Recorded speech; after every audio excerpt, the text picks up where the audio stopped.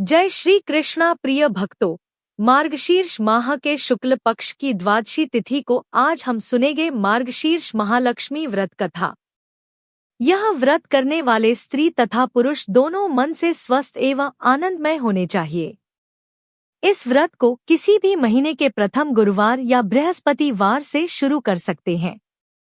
विधि नियम अनुसार हर गुरुवार को महालक्ष्मी व्रत करें। श्री महालक्ष्मी की व्रत कथा को पढ़े। लगातार 8 गुरुवार को व्रत पालन करने पर अंतिम गुरुवार को समापन करें।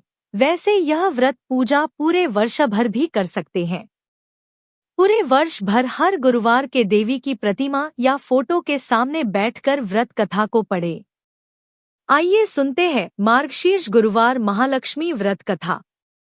भारतवर्ष के सौराष्ट्र देश में द्वापर युग की यह कहानी हुई है। सौराष्ट्र में उस समय भद्रश्रवा नाम के राजा थे। वे बड़े पराक्रमी राजा थे।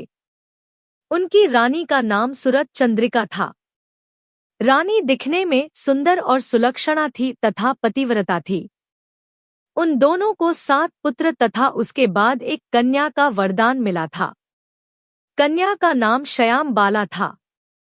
एक बार महालक्ष्मी जी के मन में आया कि जाकर उस राजा के राजप्रसाद में रहे। इससे राजा को दुगनी धन दौलत की प्राप्ति होगी और वह इस धन दौलत से अपनी प्रजा को और सुख दे पाएगा। गरीब के घर अगर रहे और उसे धन दौलत प्राप्त हो तो वह स्वार्थी की तरह केवल अपने ऊपर ही खर्च करेगा।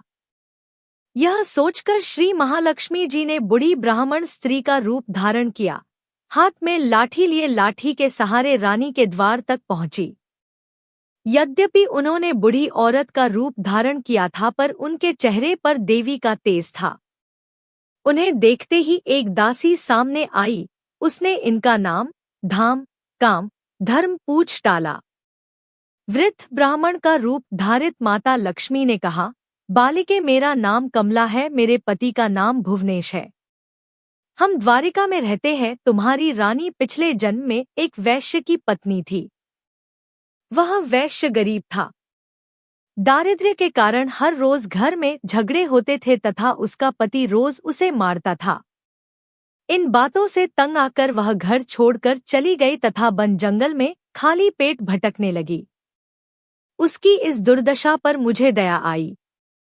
तब मैंने उसे सुख संपत्ति देने वाली श्री महालक्ष्मी की कथा सुनाई। मेरे कहने पर उसने श्री महालक्ष्मी का व्रत किया।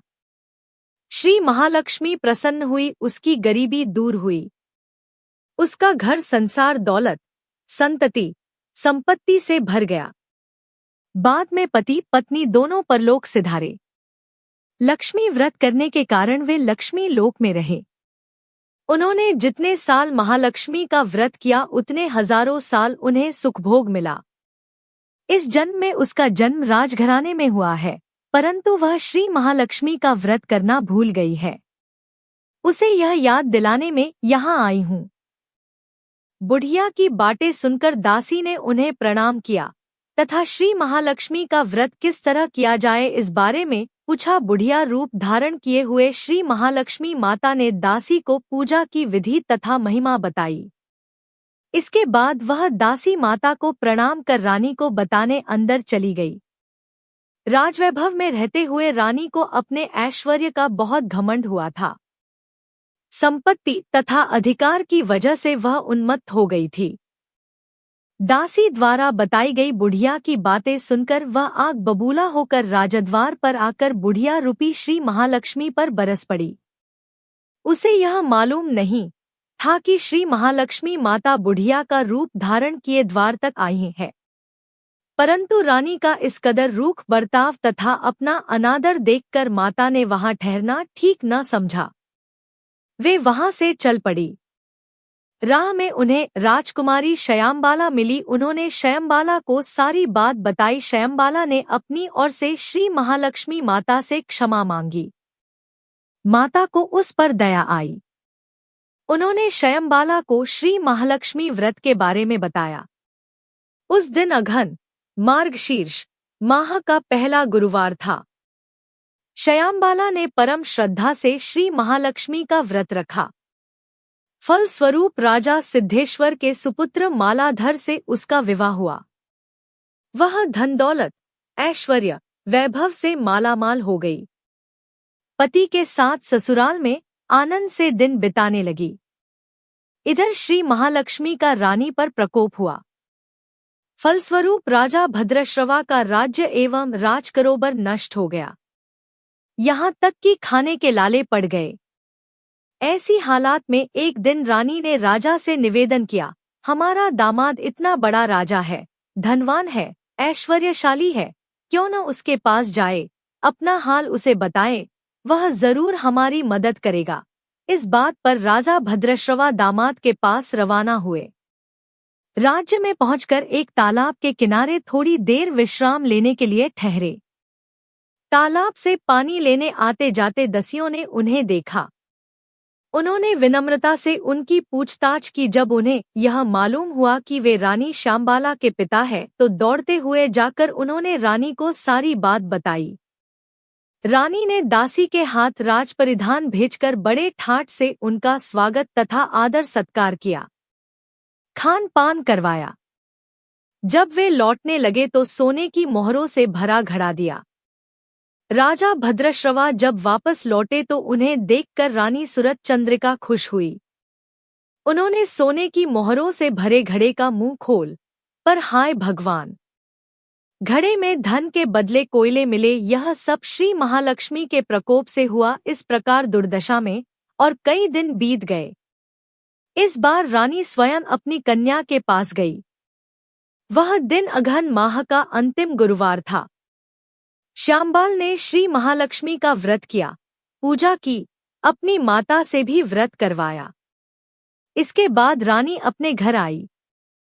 श्री महालक्ष्मी का व्रत रखने पर उसे फिर से अपना राजपाट, धन दौलत, ऐश्वर्य प्राप्त हुआ। वह फिर से सुख, शांति, आनंदमय जीवन बिताने लगी।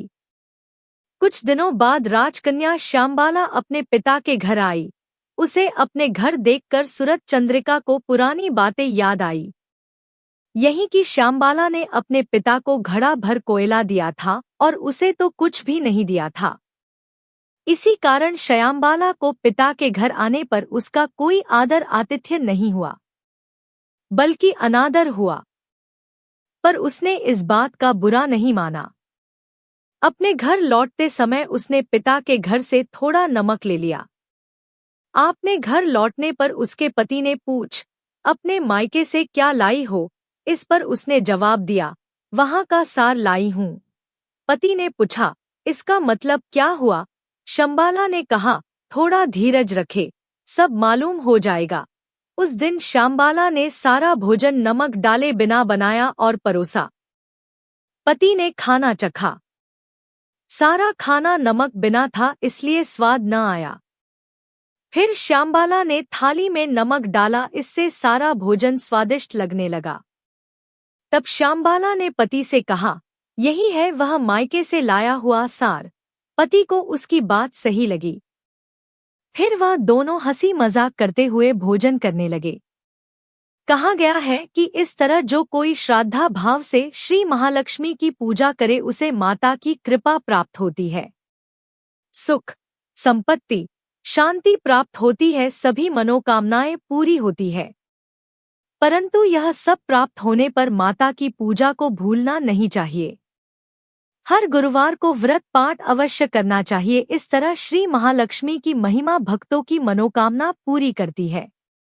अगर आपको यह कथा पसंद आई हो तो कमेंट बॉक्स में जय महालक्ष्मी लिखकर हमारे चैनल को सब्सक्राइब करके वीडियो को लाइक और शेयर जरूर करें।